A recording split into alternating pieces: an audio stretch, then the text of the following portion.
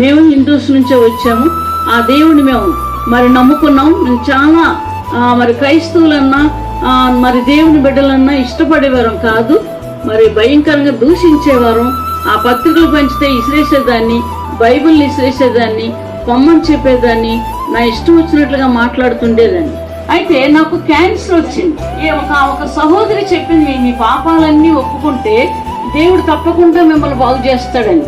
నేను ఎప్పుడైతే యేసు ప్రభువుని నమ్ముకొని నా పాపాలన్నీ ఒప్పుకొని విడిచిపెట్టానో 5 రోజుల మధ్యాహ్నం రాత్రులు పగలు కూడా ఏడ్చాను. ఏడిస్తే యేసు ప్రభు నాకు కనిపించి ఆయన వెలుగు నా పొట్ట మీద కొట్టింది. ఎప్పుడైతే ఆయన వెలుగు నా పొట్ట మీద కొట్టిందో నాకు జబ్బు పోయిందండి. జబ్బు పోయిన తర్వాత ఎప్పటికీ కూడా మరి రాలేదు.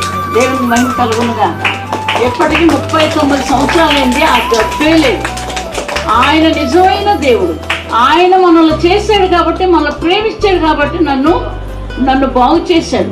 లేకపోతే నేను ఆయన దూషించిన దాన్ని, ఆయన బిడ్డను దూషించేదాన్ని, ఆయన పత్రికలు, ఆయన జీవ గ్రంథాన్ని తోసేసినటువంటి పాపినైన నన్ను ప్రేమించి రక్షించి నాకు జబ్బు తీసేసి నాకు జీవాన్ని మరలా ఇచ్చి మీ అందరి ముందు నిలబడడానికి దేవుడు నాకు ఒక అవకాశాన్ని ఇచ్చాడు.